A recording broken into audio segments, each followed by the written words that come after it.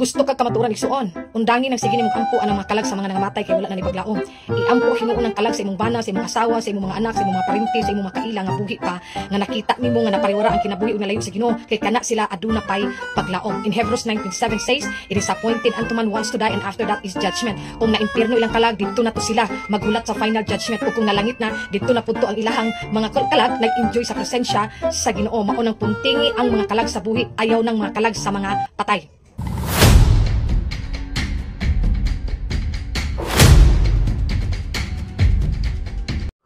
Lisod lagi ning anak bitawng maghatag komento sa butang wala kay background sa gitawag og pagtuo sa simbahang Katoliko unya mag-create kag imo nga pangunahuna og interpretation sa pagtuong Katoliko mamahimong sayop gyud ang paghatag og komento sa butang nga may kalambigitan sa pagtuong Katolika.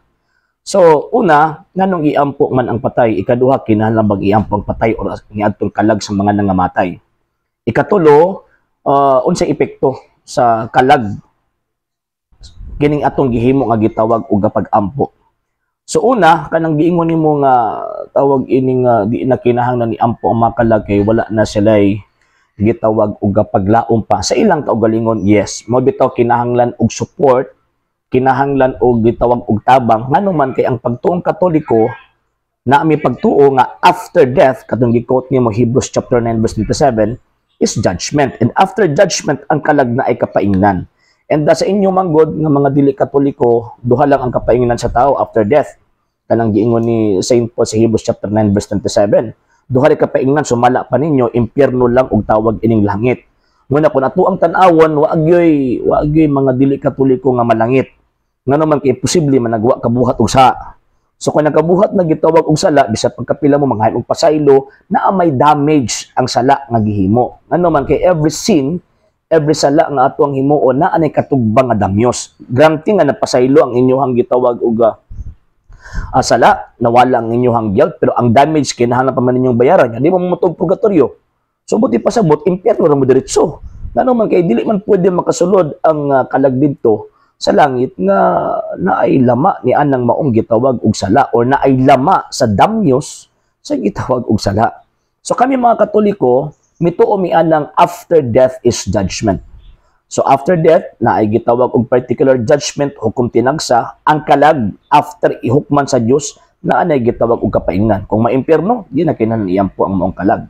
Kung malangit di na kinahanglan iampo ang kalag kay unsa may itabang nato nga na naman sila sa langit. Pero ang amuang gitabangan kadtong naluwas na nga mga kalag apan nag-amtos paghihapon sa ilang pagbayad sa temporaryong silot base og nagikan sa ilahang temporaryong mga damyos nga ilang nahimo samtang ang ilang sala o naghimo sa nagsala og napasaylo kini pinaagi sa sakramento sa kumpisal. Kay again sa ako nang gimo kaganina ang sala na ay duha katawag ining epekto, guilt and damage. Matanggal ang guilt sa pinaagi sa gitawag og sakramento sa confession, pero na ay damage ka magpabilin nga kita ang mubayad ini. Kung buhi pa ta, ayun, makabayad ta pinaagi sa atong corporal and the spiritual works of mercy, pero dapat ato aning buhaton, ato aning tawag ining madawat sa panahon nga ang atong kalag naa sa estado sa grasya mo na kinahanglan og sakramento. Pero kung mamatay ta, nya wa tong mabayad ang atong damyos, manang nituot ta sa lugar nga nag-ingon ni San Pablo nga kalayo nga naay pagkalingkawasan. Kanang giingon ni Ginoong Kristo sa St. Matthew chapter 5 verse 26 nga kining maong lugar nga diin mabilanggo ka hangtod kabayran nimo ang imuhang gitawag og salaod. So mao na nga mamahimong naay pulos ang tawag ining pag-ampo kun ang ato ang gipahinungdan sa pag-ampo kadtong mga kalag nga nanginahanglan sa pag-ampo aron kuhaon sila aron malingkawas sila ni abtong luna nga naay temporaryong silot base or tawag ining resulta sa kining damyos nga atong nahimo samtang gitawag og nakasala ta. So man every time ang Katoliko mag-ampo sa Dios para sa mga kalag sa mga nangamatay na refer na didto sa gitawag og mga kalag nga naa sa purgatorio, dili na refer sa impyerno, dili po na refer sa langit. Kanang mingon mi nga unta maluwas sila Ginoo, buti pasabot na mo nga mga Katoliko malingkawas sa temporaryong silot nga naa dito sa purgatorio. Ngano man kay ang mga kalag nga naa sa purgatorio igo na lamang nagulat sa mga pag-ampo sa mga buhi nga naman kay nag-amto sila sa temporaryong silot.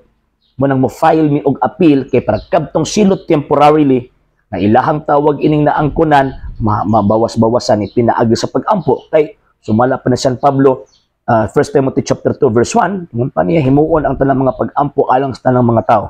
So nagpabilin man ang mga kalag sa mga tao nga naa sa purgatorio, tao manggihapon na.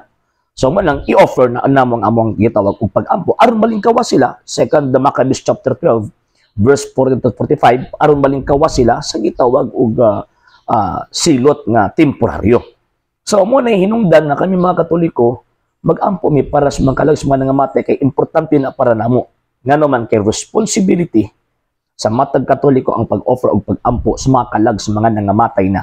Tungod sa hinungdan, bisan sila patay na, bisan sila tawag ining naa na sa laing kalibutan, apan nanginahanglan sila tabang sa usa sa bahin sa lawas sa Ginoong Jesucristo nga mao ang gitawag og simbahan mo nang amo ang gitabangan, pinaagi sa amo ang gitawag pag-ampo. Magpulos ba? Yes. Nganong magpulos ba tungod sa hinungdan na kadtong mga kalagan na sa purgatorio, kung malangito sila, after tawag ining maserbisyuhan nila ang ilahang temporaryong silot ni anang maong lugar pag malangit sila iampo punta nila nga nagampo para pud nila nga malingkawas sila ni anang maong gitawag og lugar. Sa inyo di naman ninyo iampo tong mga kalag sa mga nangamatay kay di naman katag 10%. Mo nang wa ni pulo sa inyo mo nag-iro pag maglubong di na handumon di na iampo. Unya nagtuob ya gid mo nga malangit mo dili di mo malangit kung tawag ining mamatay mo nga naa sa sala. Ana inyong pag-angkon-angkon nga gidawat na ko si Kristo akong personal nga manluluwas. Sa bakba na wala na sa gitawag og sabuat. Botong ipasabot kinahanglang dawaton si Kristo sa pamaagi niya mismo. Bunyag, kumpirma, tawag ining sakramento sa Eucharistia, kumpisal, extreme unction, kasal ug kining tawag ining pagkapari. So mao man ang pito. Diha nato madawat ang Kristo, ang hingpit nga kinabuhi o ang hingpit nga tawag ining grasya aron malangita o pamasahin nato aron malangita. Pero tungod ni ana naman tay tawag anang gihimong kaugalingong sa na may kaugalingong damyo sa sala nga ato ang gito gihimo mo nang kinahanglang bayaran. Hindi nato mabayaran sa kalibutan, bayaran ta na sa laing kalibutan nga mo nang giingon namong purgatorio. Kung di mo mutuan ng purgatorio, subiit ayaw mutuan ng purgatorio. Pero sigurado ko pag mga matay mo diretso mo impierno, ano man kay malpanagitan nga pasaylong inyong sala. Pero ang damyo sa inyong sala o man ninyo nabiyari, impierno gihapon mo. Okay? Sa hindi pa po nakapag-follow sa mga pages po natin, i-follow nyo po yung mga pages po natin. RJ Horolanciano II.TV, Apolia Punto Argumento page, Kuya Apologies TV page, and RJ's Vlog 2022. And pwede rin po kayo mag-send po dyan ng Facebook stars. And also, sa atin po mga channels, sa hindi po nakapag-subscribe, i-subscribe po ninyo yung mga channels natin. Dalay Catholic, Apologies International Official, RJ Sanado II.TV, Kuya Apologies TV, and Barrio Kawayan Religious Forum. And pwede rin po kayo mag-send po dyan ng super sticker, super chats, and super thanks. And maraming salamat po sa mga kapatid at mga Katoliko na ulis pong tumutulong sa programa po natin. Maraming salamat po. Nang dahil po sa tulong at suporta po ninyo ang programa pong ito, until now, andito pa rin po sa social media. And until now din po, nangangailangan pa rin po tayo sa tulong at suporta po ninyo dahil wala po kami magagawa rito mga sir, mga ma'am, kung wala po yung tulong at suporta po ninyo. Sa gusto pong tumulong, sa gusto pong sumuporta, pwede po ninyong ipadala ang tulong at suporta po ninyo sa pamamagitan po ng ating mga account numbers dyan po sa ating pong screen. And pwede niyo po kaming i-message sa ating pong page kung via remittance po yung papadala po ninyo. Maraming salamat po in advance.